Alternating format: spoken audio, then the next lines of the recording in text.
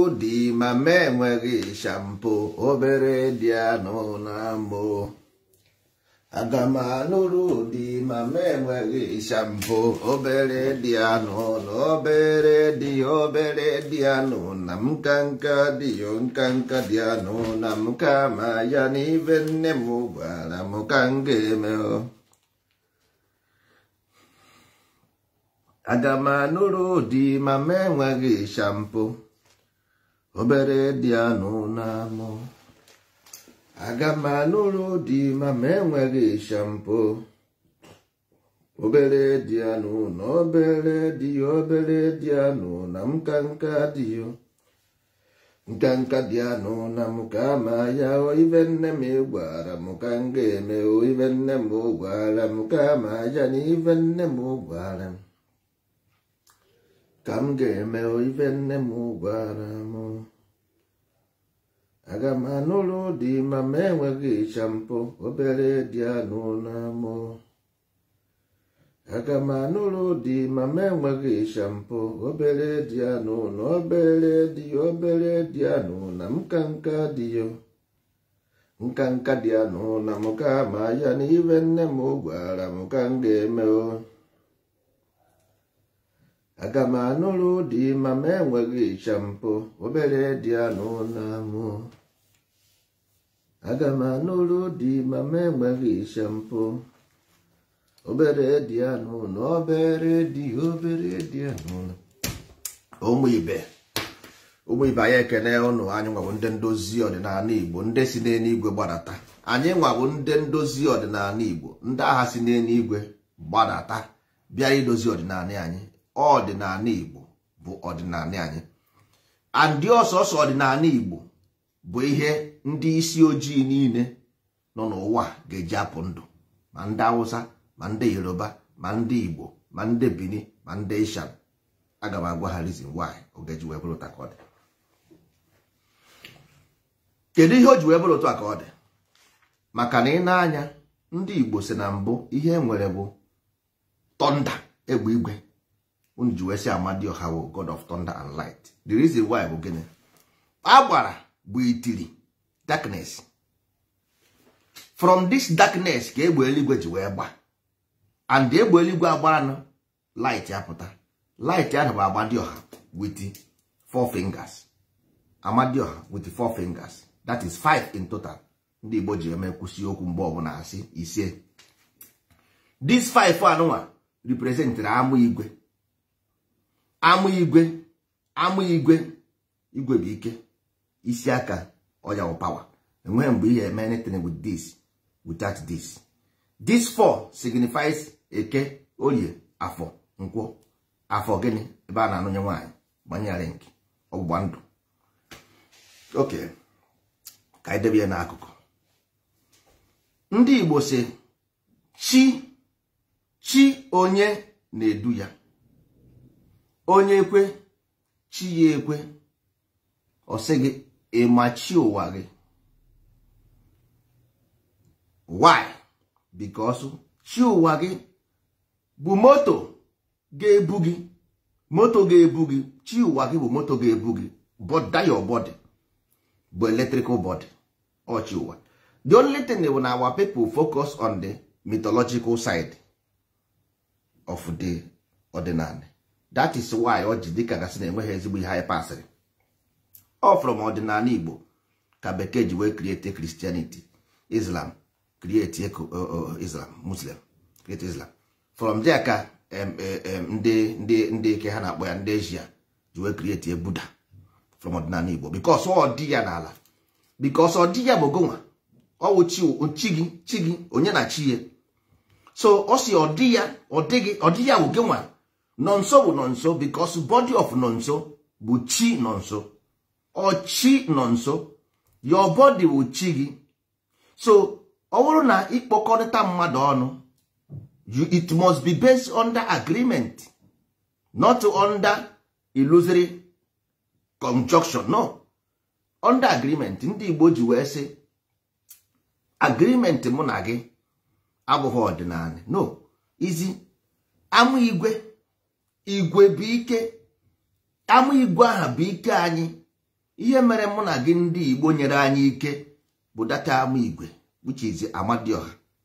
Ama amasị, that is unknown God.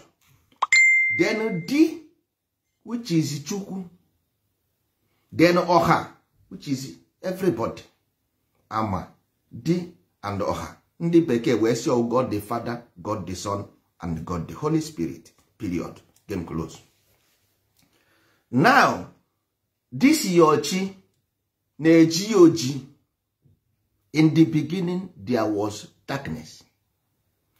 Agbara. That thing mere in the beginning. Anything ọbụla na-anaghị repeat, don't believe it. Ihe ọbụla ị na-afụ today, don't believe it. Ekwene. You got to go.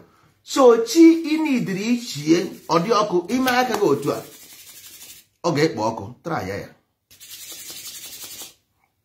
So mmadụ sị gị na chi gị ndị follow your chi, nsogbu adịghị. Chi gị na-alahụ ụra, yes, so blind man. Onye isi ọ na-edu onye isi. So chi gị must be friction. A ga-asa ya, ichie ya echie, onwuru ọkụ. Inidiri ịmụnye ọkụ nke ime mmụọ. So that chi gị wee nwee ike unite with Amadioha, because Amadioha is light. Ọwụ na chi gị ọkụ ya nyụrụ anyụ, ọ gaghị unite nwe with Amadioha. He can't. Only person nwere access to Amadioha wụ your chi. But the problem bụ ị ga-amụnye ọkụ nke ime mmụọ, because n'abalị chi ejiene oji. Chi gị ejiene. So that chi jiri eji, ị ga-abịa sachaa ya, mụnye ọkụ. Ebe aha ka ndị Igbo sizi ife arụnsị, because arụnsị bụ ime obi gị. Ana m akọ ya otu a collectively n'akwụkwọ anyị, ọ dị line by line. Ihe nju ekọ ya otu a collectively bụ na enwere somebody jụrụ ajụjụ gbasara ihe chi anụnwa ntinye na Facebook. That's why nji wee chọọ ikwu ya dotu a, ịghọtago. So before arụsị, enwere ihe dịgasị before arụnsị. Arụnsị abụrụ ritual, ọ bụrụ shrine, ọ bụrụ no, but due to inside your heart, ịghọtago, because irisie nri enyụọ nsị, ịghọtago, irisie nri enyụọ nsị. Then nsị ahụ ị nyụrụ, kedu ebe o si? O nwere ebe nsị ahụ si, because a na-ekwu about behavior, ka isi akpa agwa, akparamagwa gị. Ọwụ na enyo ahụrụ, ndị be anyị ga-asị na onye akpa na agwa. A sị nwaanyị kpaba agwa ya, eriere ya mbọ. So ihe a na-ekwu okwu ya bụ nsị nyụrụ anyụ, nothing more, nothing else. Nsị means sin. Mgbe ọbụla ị chọrọ ịra nwaanyị enyụọ, ihe ahụ e nyụrụ bụ condemn oil, unu na-akpọ spam.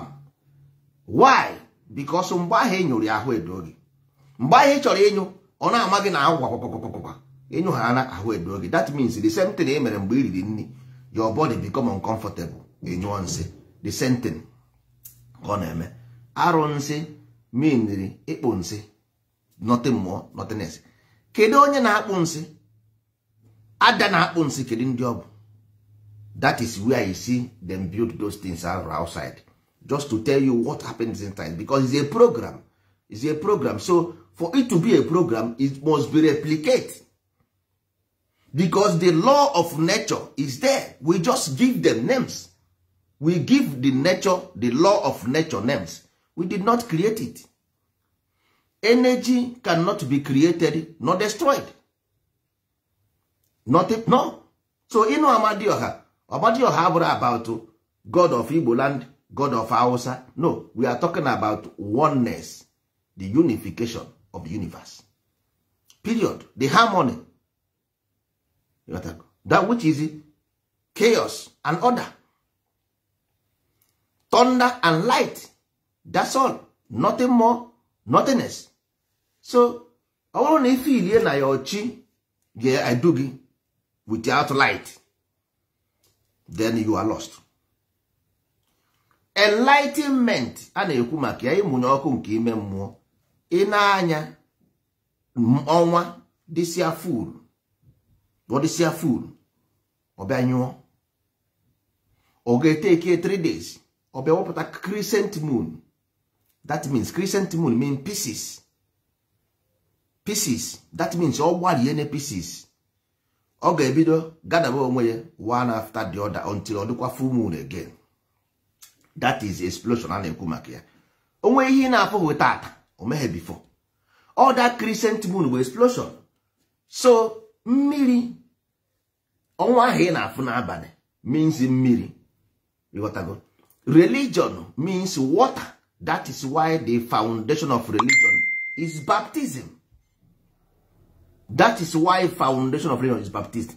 So for you to be refined as a crude body, then etinye na mmiri, etinye na religion means mmiri water. So that it will dissolve that your crudeness, that your crude nature. Before education. So you must go through religion to neutralize that your acid. It's just like you weta akpụ ịbanye na mmiri, iweta beans ịbanye na mmiri, iweta ọka ịbanye na mmiri. Okpokọrie ya dissolve, ịmacha ya wewere eme akara, ịmacha ya wewere eme akamu, ịyọ akpụ wee rie akpụ. The only reason why we created religion for that.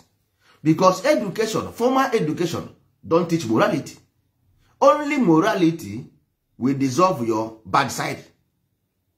You got to go. So, your chi be ihe lọrọ ụwa, ọ bụ nje kere ụwa, eji wesi ga ọgba nje, ị ga-eme ihe ụwa. The same thing arụsị, which is punishment. Then if arụsị, free from punishment. So, how do you free your chi from nje kere ụwa? This is a reincarnation, a pathological disease over ụwa. That is where ordinary Igbo comes in. So, it's about personal, it's you. You have to do it. Nobody will do it for you. Only thing, we will teach you how to practically do those things for yourself. Just like the way the way the Buddha say meditation, the way the Christianity say ụka. Ndị Igbo nwere nke ha a na-akpọ ife arụsị. Ọ bụrụ just ị ga na shrine. No. It's a kind of meditative practice. You got to go ask me how job or womanala. Or about to go into shrine to buewu na ọkụkọ. It's not truth. Oboroya is not about to go to chicken fowl. No, it's about to you putting light. Ịmụnye ọkụ nke ime mmụọ, to put light in your heart. Ịmụnye ọkụ n'obi gị. To free yourself from karma. That is because your chi is trapped. Because once your chi enter this body, chi enter prison. Once light enter inside water, ọkụ anyụọ. Once light enter inside the water, one ọkụ anyụọ complete. Pee. Osi na chi ejiene, ejidego chi. Anyanwụ baa n'uchichi, ọnyụọ. Ịma, anyanwụ bata n'uchichi n'abalị, ọnyụọ. Anyanwụ aba n'ala, anyanwụ anyụọ. That's all. So, all ngụnwa ka ọ dịrị ndozi ọdịnala bịara ebe a with this information. Anyị si n'eluigwe gbadata. And anyị gwara unu for very long ago, without this thing, nwere ebe Igbo na-eje. Because you were deceived. You were deceived. You are not truthful. If you want to go and work in a place, the person who will do no will give you contract to sign. If you want to go to marriage, got to take a wife from their husband's wife or mother's home, they will say, go and do marriage. Go and bring me this. You reach agreement with your in-law. Now you want me to be able with you, without agreement. You must be a fraudster. You must be a fraudster. Because if you go to market to buy something, you will use your money. You go. You give money, then give you something. You want to go and marry, you take the wife, exchange with something.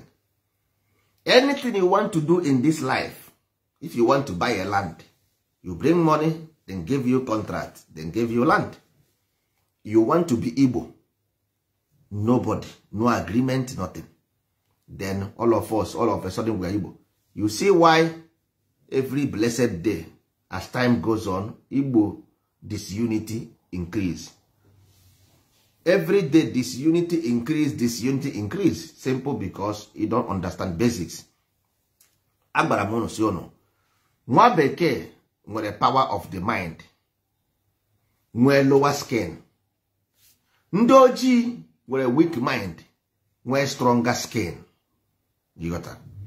If we were this illusion, fantasy, zuo onye ọcha, ọ na-eru 10 years, he will dictate because isi echara acha, o nwere isi ọcha.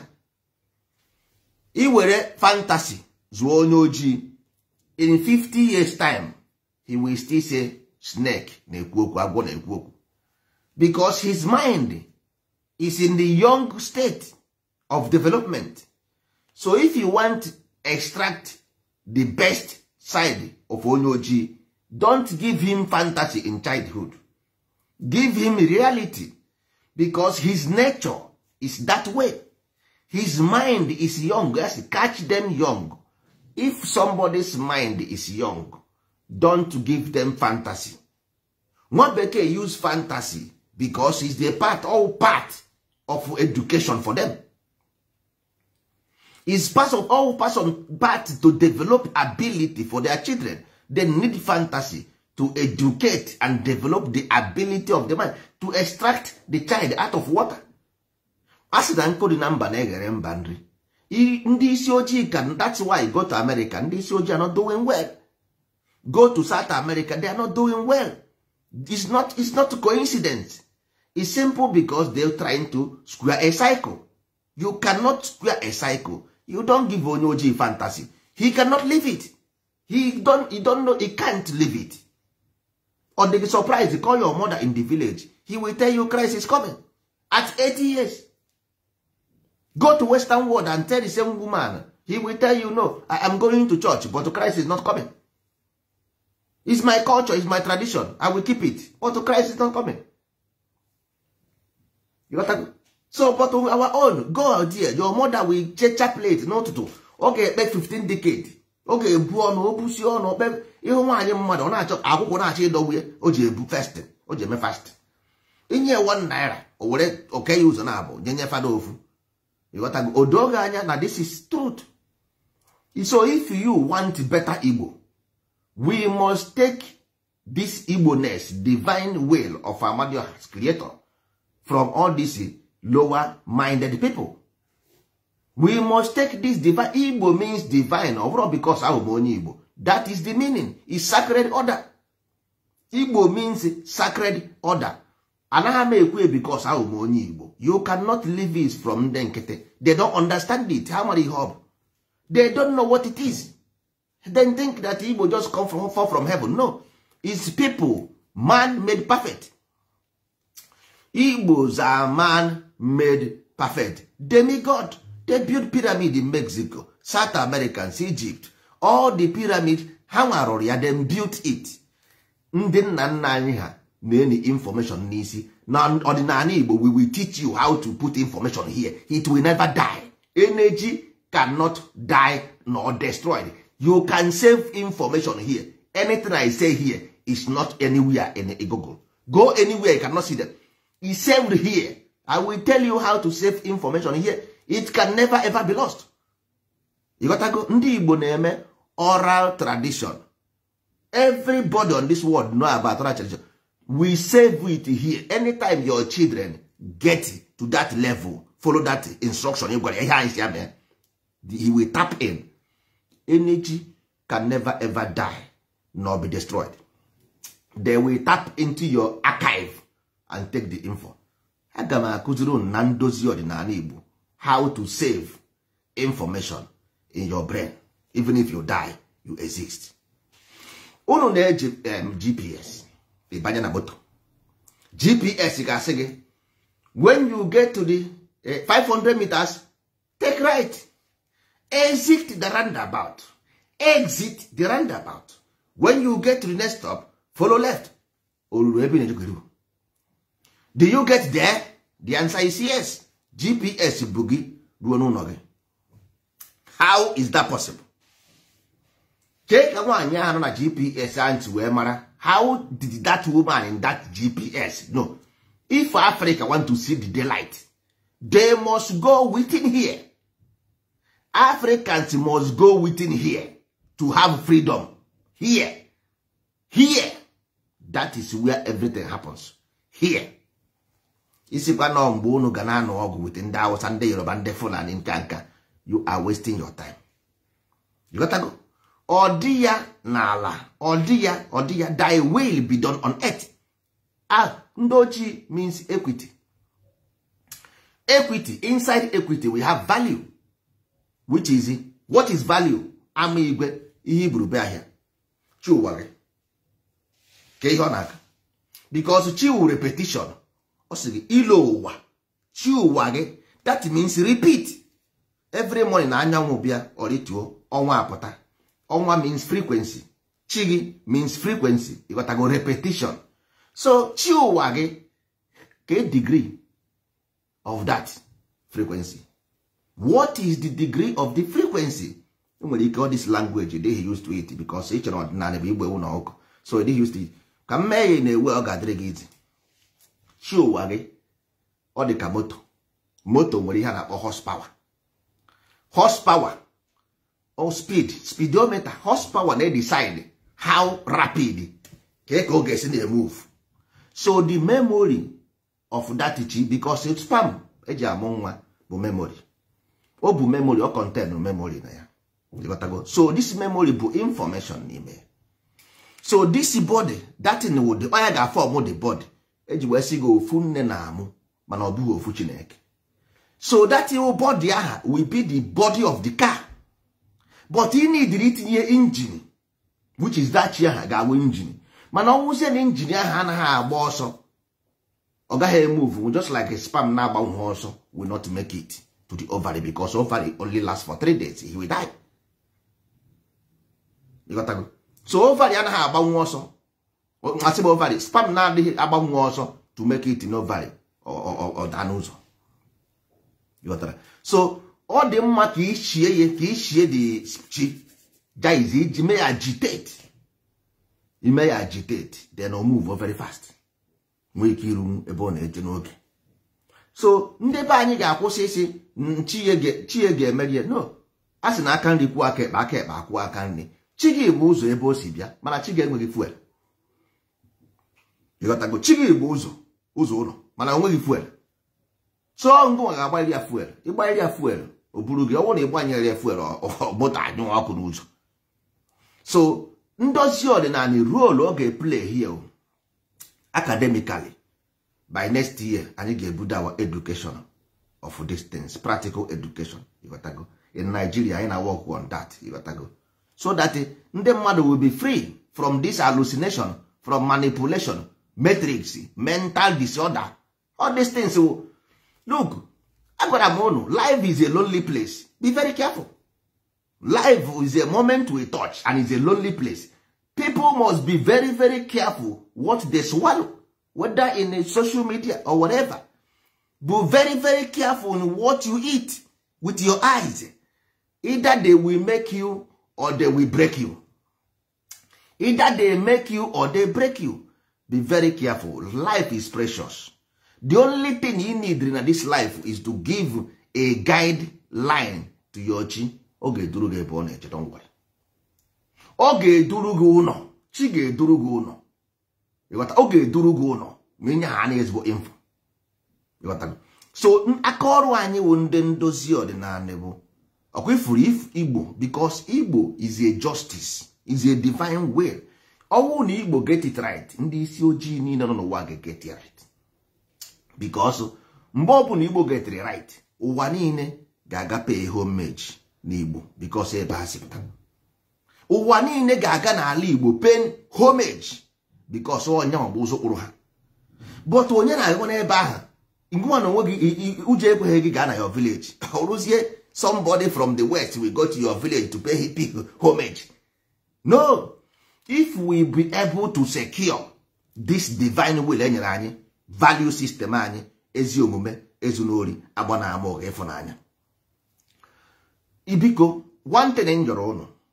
if you across this message, biko in the morning, try it for 1 month before m ga school. Kpọpụta ha si ha na lee anya, value system is very important for ndị ochie. Ndị ọcha nwere a different way of understanding, even though na value the impact for everybody. But ndị ochie, their mind in childhood or the very very low, because no na-eji ojo nwere weight. You got to go oji bụ weight, o nwere weight because ha nwere too much fiber in their skin. So the current the brain need reji were ọrụ, the body na-enye more load. So the brain bụ more load. So the current of the body. So you need more agitation. 360 degree. Nwa bekee need 240 to agitate their brain. Ndị Igbo, ndị ojii need 360 to agitate the brain. So ọ na-etinye ihe rie ezi omume, ezu n'ori, agba na amụ gị fry. So every morning na ihe ga-eme gaji amụnye ọkụ. Anyị nwa na onwe anyị we engineer. We know how to generate electricity. Otu aka esi eme with copper. In this aspect, this ezu omume symbolize copper. Ezu n'ori, which is contentment, symbolize magnet. You got to agba na amụ ụga bụ coil ị ga-akpa. You got to go. Ịkpasịa the coil ịfụ na anya ọkụ egburu. You got that? That's all. Nothing more, nothing else. So he need bụ kpọpụta nwa ahụ in the morning. See ya, lee anya, ihe a value system. Stay here. Don't move away from this thing na agwa gị. Ezi omume, ezi omume, ezi omume. Yeah, this is national anthem. Ọ na-akpọ egwu ọnwa. Ihe a bụ egwu ọnwa. Jiri ezi omume dịka uwe gị, ezu n'ori, ezu na ori gị, agba na amụgha. Ana m agụ ya otu a because ha nọ m Facebook.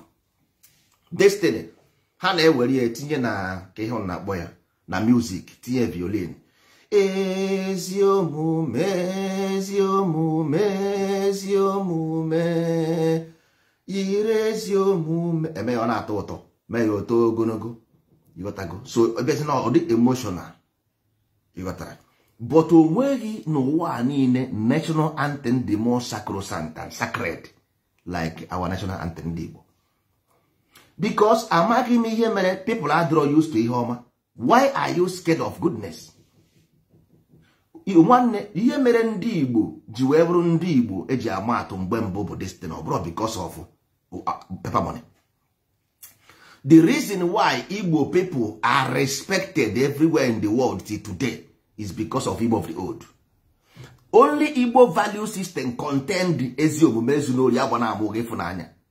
Only Igbo, because if this thing is your value system of today, nwanne, ebe ọbụla ije ịchọ visa, iru ebe ahụ enye gị.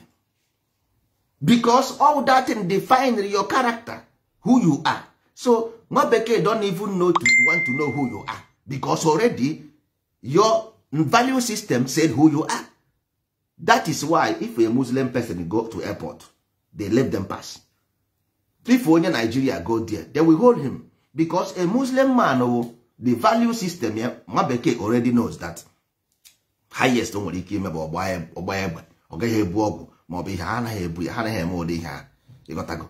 So mana nke anyị bụ anyị enweghị value system, so enweghị ihe eji mara anyị. But at least if ndị Igbo will ever take this thing from me, I swear, I tell you, it's a promise. Give Igbo land 5 years, Westerners ga-abịa ebe aha na ayọ biko to build. Nya ya na ka I build our country, I build our companies. Please, that's one. Those take this thing. Amụ igwe ihe United ndị Igbo. Amụ igwe bụ ezi omume, ezu n'ori, agba na amụ ịfụnanya. Oya ka na-asị ise. Igbo kwenu, ya. Igbo kwenu, ya. Igbo kwenu, Igbo kwezuonu. That is what makes you igwe bụ ike. Your power, your strength is here. Ọwụ na ịhapụ ya, I gave you the same 5 years. You will see what you do to yourself. Ị ga-afụ ihe mere onwe gị, ọ ga-eme gị n'anya na abụ. Now, ị na-aga Lagos pụta na Benin, fụ onye Igbo moto emere mmebi, ị gaghị akwụsị buru ya. You can't. because ụjọ ga na-atụgodi gị first. Ma ị makwa onye nwere ike izugori ma o nwere ike ime gị nka, because that nwanne ịghọtaghị ya na-akọ. Ịma na ọnwụ nwa nkịta ọ naghị anụ isi nsị, ọnwụ gụba nwa nkịta ọ naghị anụ isi nsị. Ọ bụrụ na ihe ọma sọrọ gị nsọ, nna gị the one thing bụ na ịma na that land ị kpọrọ ana Igbo, ihe unu kpọrọ steeti bụ ndị Nigeria create, mana amara those states were laws of the land, they are not states. Ihe unu na-akpọ states were laws of the land, ọ ya ka unu na-akpọ steeti. So Igbo land nwere laws, ikekwa chenjie si na ụmụ uchu bụzi ụmụ Chukwu, nsogbu adịghị. But mara na those people who changed that thing, they will not last. Ụmụ ha agaghị abụ uru. Ịghọtago? Ọ bụrụ na ife ilie na iwuru gị ọga, ije chọrọ nwa boy. Ife ilie na iwuru gị ọga, ga goro anị somewhere else ebe anya afa. Ma ife ilie na afa na-atụ gị ụjọ, otu ị nọ, ọ bụrụ na afa gị Priska ma ụka amaka, ị mụọ nwa ga-abịa were your property inside your land, change ya to something else, zabazi afa bekee ma afa ihe ọbụla ọzọ. Mma maka obi ya adịghị, ma obi ọ ga-adị gị mma. Ndị nyere gị anị nye gị nni, vegetable food. Igbo vegetable food ka ha na-eri. Nye gị ọdịnala, nye gị omenala, nye gị everything. Do you think that people kpọrọ gị asị? Ha chọrọ gị ọnwụ iji wee jee rie something outside. Ọ gwara gị erikwana nri outside, don't eat outside, because life is a lonely place. Ndị ahụ ịfụrụ chere ha wetara gị ihe ọma, onwe ihe ọma ha wetara gị, because ha nwere onwe ha ọfụrụ ihe ọma. Ha nwere onwe ha ọfụ ihe ọma, ha ọ ga-ama ya. Onye ị na-eme accuse na o wetara gị ihe ọma, ọfụ ihe ọma, ọ ga-ama ya. Ọ mara ihe ọma, o wetara gị ihe ọma. Nekwa ihe ọma ka m nyere ụnụ. Ihe a bụ ama nke si n'igwe wee bịa. Ama si n'igwe wee bịa. Ama igwe, ezi omume, ezinori, agbara ama ụgha, ịfụnanya. Igbo wee bụrụ otu. Wee bụrụ otu n'ime mmụọ.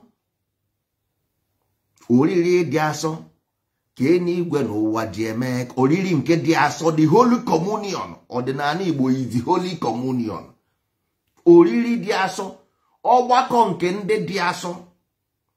Hapụgodi na enwere ndị na-eme ihe ha na-eme. Don't use them to judge. Ndị pastor na-eji Bible ezu oche agba ama. Does that stop Pope from talking about Christendom?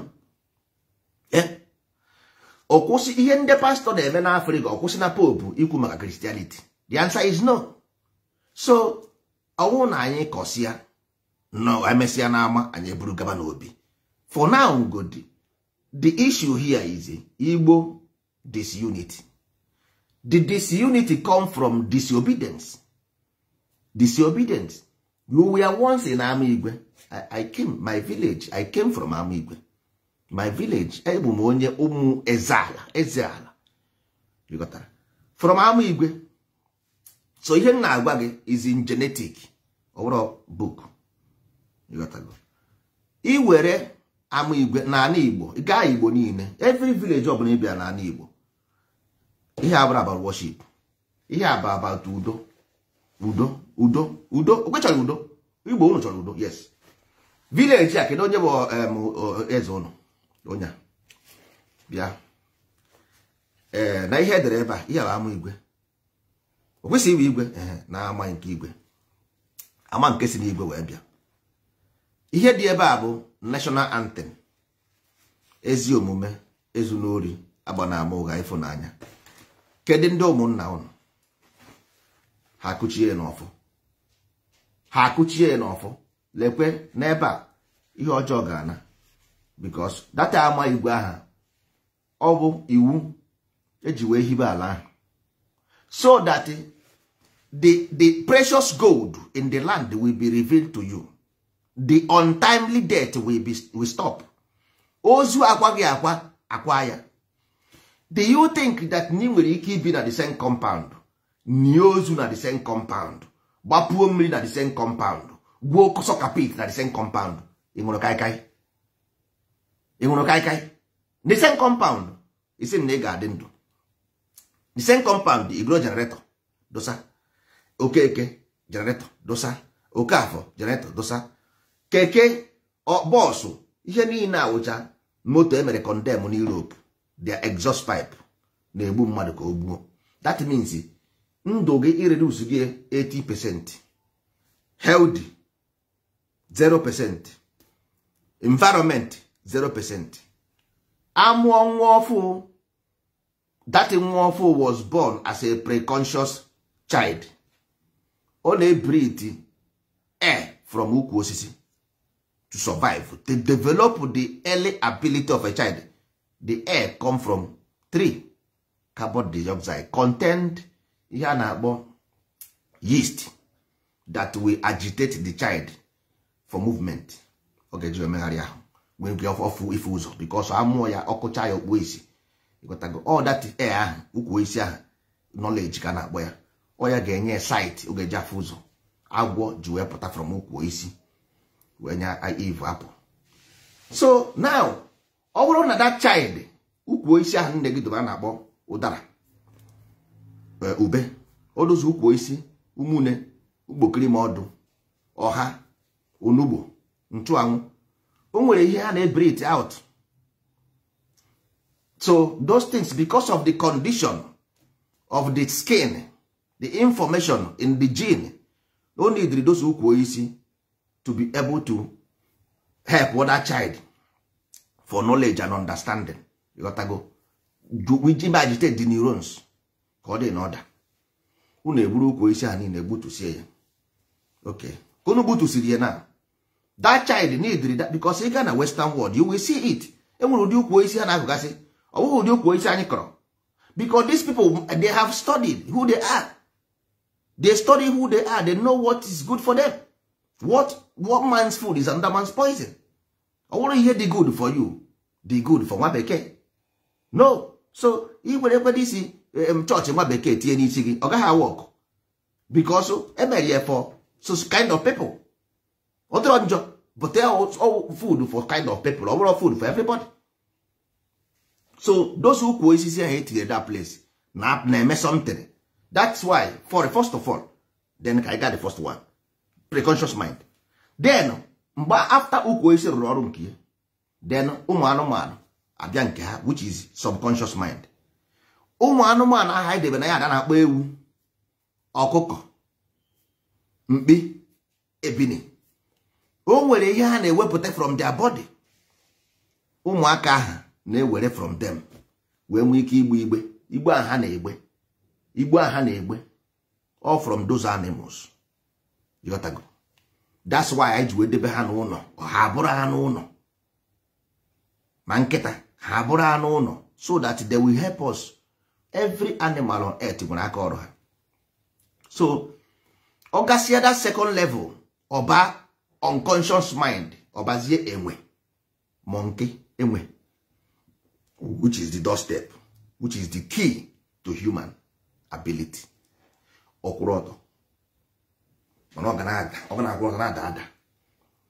Now, anyị enweghịzi enwe. Anyị enweghịzi ewu Igbo. Ewu Hausa ka anyị nwere. Ụmụaka anyị na-emezi ka ndị Hausa. Anyị enweghịzi ewu, anyị enweghịzi ewu, anyị enweghịzi. All those things na-enyere ụmụaka aha aka were grow. Ha adịghị. So now, mmadụ nwụọ, ọ na-alụ ụwa. Ịghọtago. Then, John the Baptist na-eti mkpu n'ọzara sị, dozie n'ụzọ nke Olise bụrụ ụwa ka ọ kwụrụ ọtọ n'ihi na onye nwaanyị na-abịakwasị anyị n'azụ. Is a myth. Ihe ọ na-achọ ịgwa gị bụ na those spirit will come back killing those road. Ma ndị nwụrụ ọnwụ ike, ma ndị nwụrụ ọnwụ ọdachi, make sure na those things emeghe again because ha bịa the energy attract each other through vibration, not through appearance. So mgbe a na-agbanata ọwụ na that energy that take their life before is there, that place they will get and patch. You got to go nnụnụ niile nwere ofu nku na ebe na ofu osisi. So once amụọ ha bịara, ọ na-aga straight to that particular place. That's why Biafra movement will never end unless you go and heal the wound. Onya. Heal the wound, your children will stop dying entirely. Ndị Igbo sị gị, onye a na-eme ka ozu a na-akwa gị akwa. Why? Because you just see your life destroying in your face and you are incapable ihe na-agwa unu because the child, the children, even the elders, mpa mmadụ is unable to even live mythology agwara ya in religion. Mythology then told you that agwọ na-ekwu okwu. This man is 50 years. He can do ya. Papa agwọ na-ekwu okwu. He is unable to explain. Ma agwọ na-ekwu okwu, ma agwọ anaghị ekwu okwu. That means onweghị logical mind. Because in this is our odozo ọdịnala Igbo, anyị nwere ntakara. This ntakara divided into four levels. One bụ first of all go the critical mind, which is theoretical mind. You got to go. Then secondly, followed by rational. You got to. Then followed by logical. Here level of education. You got to go. Because this level of education is what makes extract the child out of the waterway. You got to go. So that the spirit again to begin to exist in the same way before. No, here about development. Ọrụ na-ekwa gị ozu mummify. Ọ na-eme bekee na-eme every Christmas January. Akọtụ so isi niile. So that nnụnụ bịazie obe n'osisi ọzọ. Ọ gaghị ebela osisi nke isi ahụ obere. So ọwụ na ya dị capable to create an enabling environment for our unborn children to perch in a civilized form. We will keep on repeating nonsensical nonsenses without anything. We are not going to move forward. Because as long as women still giving birth, life will continue. As long as women still giving birth, life will continue. But you don't prepare or plan for anything. No, you don't have to condemn Nigeria politicians or criticize them because they cannot give what they don't have. Somebody cannot give what they... Onye nke a dị n'ugwu Hausa na-ekpere na-ekụ isi n'ala. Onye nke a na Yoruba na-egbu ewu na ọgụ. Onye nke a na Igbo na-ekpere Christ. None of them talk about what is important, which is tradition, yeah, which is religion, which is culture. Religion will gain it. Or what about be in the mosque or be in Christianity? No, it's you that put light so that I will be able to see Hausa man as a brother, see Yoruba man as, because here unite, that is what make us who we are. Not about to in case na Arab wetara anyị Muslim, it's na Europe wetara anyị Christian, it's na Judaism wetara anyị Israel. All those nonsense will not rubbish. Make no sense. It's nonsense. If you want to have sense, you have reasoning. Reasoning is what? To put the light inside your mind. Period. Game close. You become a human being. It's the ability to reason. So this is academic, which will be good for every child. It's education. Why? When are we going to learn from this our misery way of life? Why are we going to born a children to enslave them even when they are in the mother's womb? Because if we are not doing anything now, that means these children will be born slavery. They will be born slave. Because this is fact. Now till today, you don't have all this any education. This thing they were to educate each other. Apart from we are building them. Yes, of course. You got to go. We are prepared because it's pathetic. That is only as na eri mwa no ngomu personally ayene ma as na yema ihe is a problem. Nkakwa mmamburo onye iberibe. Ezoka na gwale. Owu na mma ka me iberibe because ọ na-eri arịrị. Kedu ka ị ga-esi wee dị afọ ime ị chọrọ ime for 20 years? Ibu ịtụrụ ime chọọ ime 20 years. My wife amụghị nwa. My wife amụghị nwa. My wife echụọ nwanyị nke izi. Chụọ nke abụọ, chụọ nke ịtọ. Chụọ nke na ọmụọ nwa. Ịmụsịrị nwa. What next? Okay, ịmụgo dị nwa after 20 years. Achọrọ m nwa for 20 years. Okay, now what next? This is nwatakịrị now. No plan. Enweghị plan. Because this is onye ọbụla feeling na ị na-eji oji nwa bekee na-acha ọcha wee rụtarị pịa nwa bekee pịa nwa gụtarị ịmara ka mara na ekọlọ nke gị na-acha na ekọlọ nke ọ na-acha. Ịghọtago? Gịnị ya abụrụ the same. Everybody, even mụ na gị self, ka nwekwere ka ele ga uruzie gị na nwa bekee ma ọ na Chinese. That is why China progress, Indian progress, everybody progress because they understand this. Nkụ dị na mba na-eghere mba nri. Nkụ dị na mba, nkụ bụ ihe iji amụnye ọkụ, ọdịnala bụ nkụ. Nkụ dị na mba bụ ọdị ya n'ala. Ọnyanwa bụ nkụ na-edi na mba na-eghere ihe iji amụnye ọkụ. Because ọdịnala ka iji amụnye ọkụ. Nkụ dị na mba na-eghere mba nri. So biko no, ọ bụrụ about ewu ma ọ bụ ọkụkọ, ihe a bụ higher level of Igbo understand. Or about meat bụ ka ewe edebe information. Mythology is to keep information. Onye ọbụla na-follow mythology is a level of mind. It's just like following church and praying Krem Maria. It's a level of mind. Leave them. Whenever the student is ready, the master appear. But ihe na-achọghị bụ ka somebody be here to call nonsense. No. Just not it here. Ebe ọbụla ị nọ, stay there. Whenever the student is ready, the master appear. Mgbe ọbụla ị gafere the step, ọ dị ka ịgba video game. Ị na-agba video game na-agba video game. Mgbe ọbụla ị gafere 1, ọ sị gị pịọ, onye gị level ọzọ. Ịgbagide ị nwere ike gbaa 2 days, 3 days. One day gafere that level. Ọ sị gị pịọ, ọ gafekwe. Ịgbakwa level, ọ sị gị pịọ. Otu a, ọ nweghị ịgafe Christianity. You see, Christianity will nonsense. They deceive us. No. The only thing is na you got to go the level. You got to go. You need to move to the next level. The next level. You got to go stage 1. What is the next level? So if you na wabeke ama raw plane, raw bomb with the church. So all na church yaha because life will step. All na church adịghị important. Wabeke adịghị enwe. Wabeke nwere more church na be ha than anywhere in the world. Nwa bekee nwere more church na be ha than any church niile n'ala Igbo ndị Igbo rụrụ ya wụ ndị bekee. Church niile n'ala Igbo bụ ndị Igbo rụrụ ya wụ ndị bekee. Ndị Igbo rụrụ ya because life is a lonely place. Your heart always seeks something. Amusement. Either go na Facebook achọ ndị ga-ekpe obi aṅụrị or chọ somebody ga-console you. You got to go or chopper. That's why you have husband and wife. Because it's about consolidation. You got to go. So this religion on now is more than what you think. It's understanding.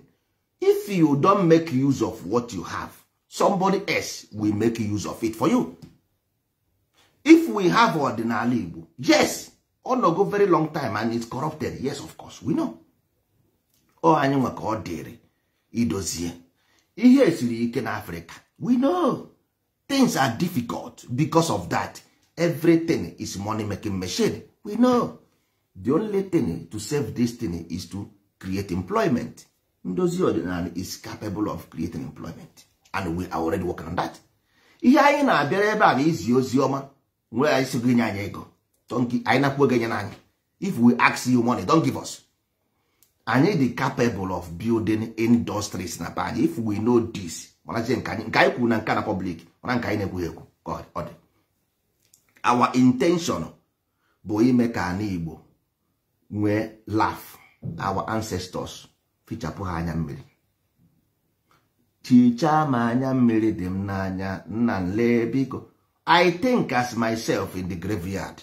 Then I see my children, what they are doing. That is how I see them. Onweghị onye nna ya ga-adị obi aṅụrị na ọ nọ na graveyard na-elele ụmụ ya. Nobody will be happy that na anyị nyụrụ nna anyị nsị n'isi were Bible ha chicha ike. No, maybe you, but me, I am a son of my father. Enweghị m ike ime nwunye, enwere m obi nna. Enweghị m ike ime that thing to my parents. You got to go. So the last thing you get, oh God, na your parents ndị mụrụ gị made that mistake. Don't do the mistake. And many the same mistake ha mere. They have betrayed their parents, but to go see her, see how that na drama. Go see her no drama that had the hammer at home. So that the camera haga gazina na more full no de him. Then because I know what kepenanka. Half go na but how much he haga. It's too late. Nchegara na nini. No wabahia. I tell you, when Chinese man will give uzo. Esi eje ndị Igbo gosi gị. Onwe mgbe oge gosi gị uzo esi apụ ndụ. Never. Oluzie nwa bekee. because a na-azụ ahịa ọwụ na Barcelona gwazie Madrid ihe a ga-agba na match Madrid bịazie ebe ọ merie Barcelona Madrid ebo cup mba. So in the football, dribbling is allowed, deceive is allowed. You gotta go on a play game. So ụwa bụ avia onye ahụ ka agbara. So mgbe ọ bụ na a ga-ewetara gị anything, ọ bụ ihe a ga-eji aghọgbu gị ka e wee nwee ike ịgba gị. That's all. So ozi na ndebe anyị feel na enweghị any consequence. Ihe aja were mmụọ. Religion bụ mmụọ, ihe mmụọ, ime mmụọ. Ịmụnye ọkụ nke ime mmụọ. Ị ga were ọkụ from the west, mmiri oyi. Je wụọ n'ọkụ gị. Onye ojii bụ ọkụ. Onye ọcha bụ mmiri oyi. Ịghọtago. I je werezie rising sun. Were mmiri oyi, ọkụ na-enwupụsị. Ịma na ọkụ nwụsịrị ike. Ịwụọ ya mmiri ọ naghị anyụ. Mana ọkụ ga na-achị pụta apụta wụọ ya. Ibido o were fụ ngaji mmiri sef wụọ ya. Ọnyụọ. So ị ka na-achị pụta apụta were education ndị wezi tinye gị n'ime. Mana ọkụ gị onyụọ complete. Ịghọtago. Onyụọ complete pịa. Agbụsị gbo otere ọmụrụ aka ụmụ ibe. So ihe m na-achọ ịgwa unu bụ na one thing very very important.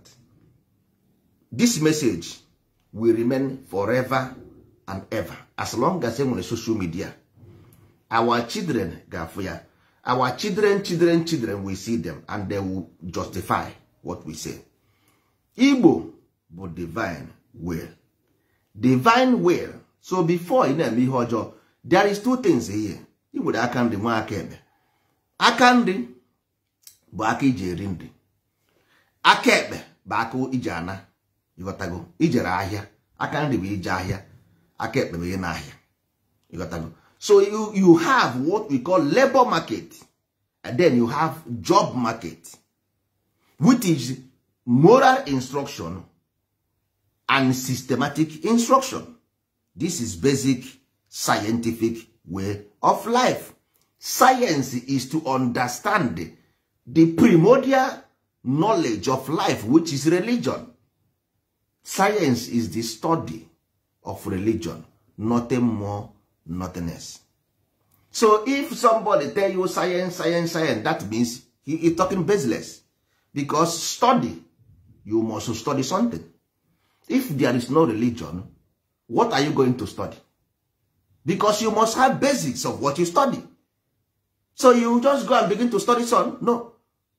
Somebody must write something down before you study it. You don't study what you don't write. You must write something to study it. So religion is the theory. Science is the application. Practice. Then technology is the application of the practice. Still simple, that's all. Nothing more, nothing less. So overall, now if you want to get it right, it's simple. Igbo, first of all, we'll go to Amu Igwe.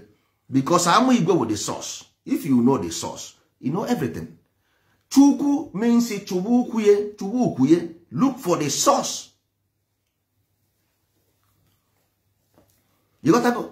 Because Chukwu be hana afwanya. You got that? Chukwu be hana afwanya. So, also you look for anything they move, move. So, look for the source of the movement. Look for the source of the movement. Cho the source.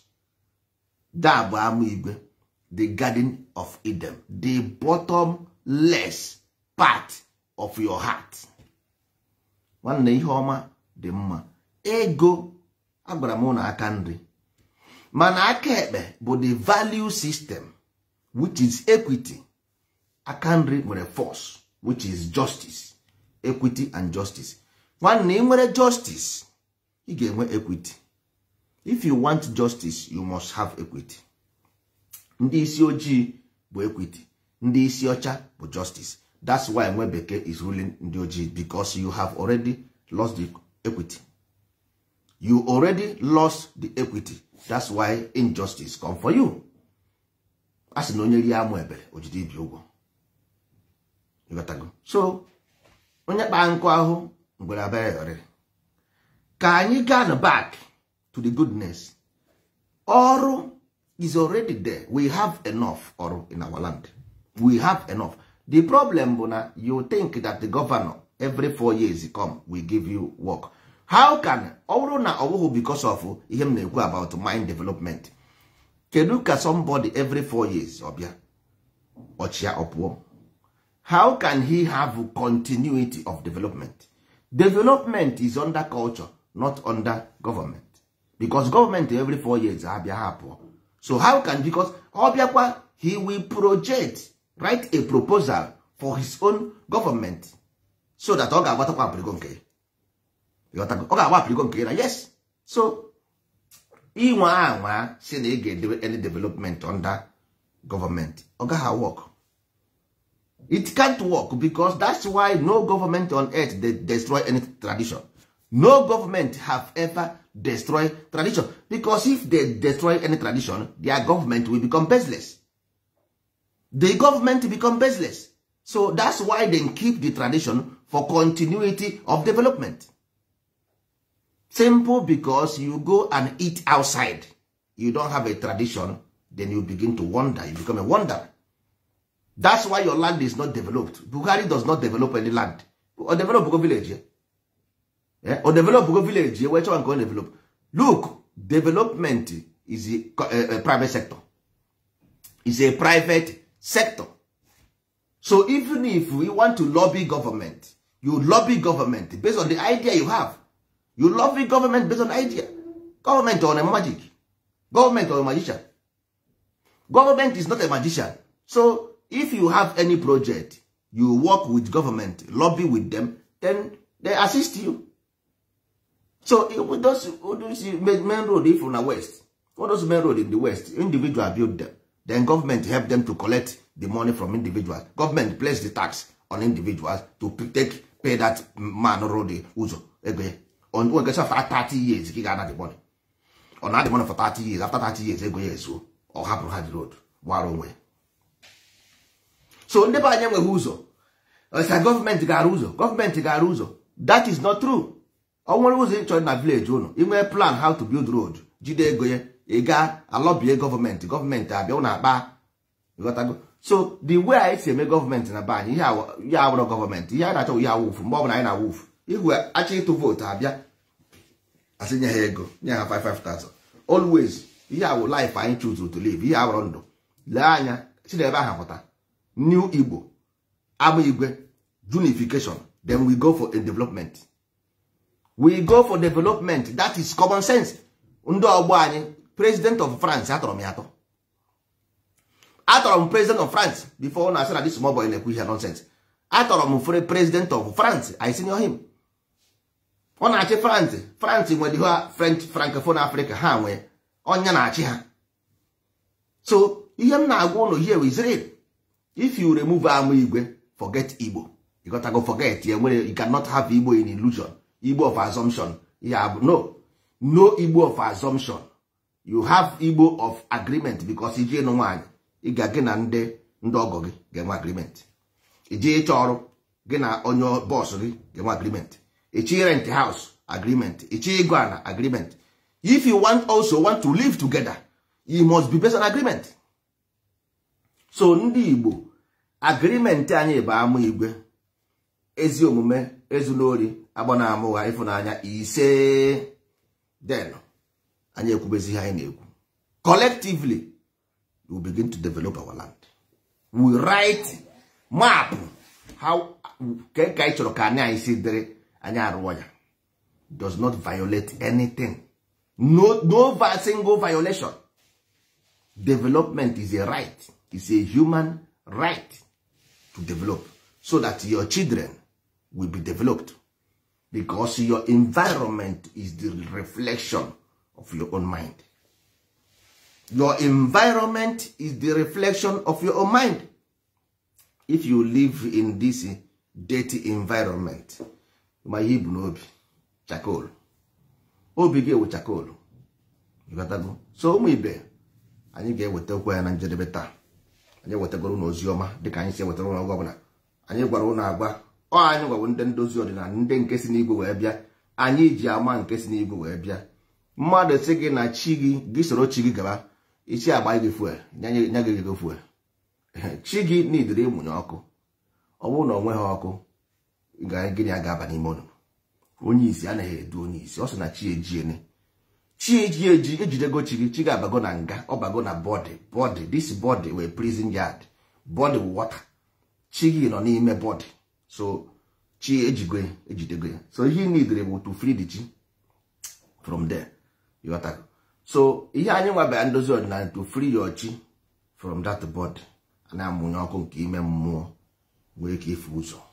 You got that? You see road, see the kingdom of heaven is within. You got that? So ụmụ Igbo ya dọrọ na mma.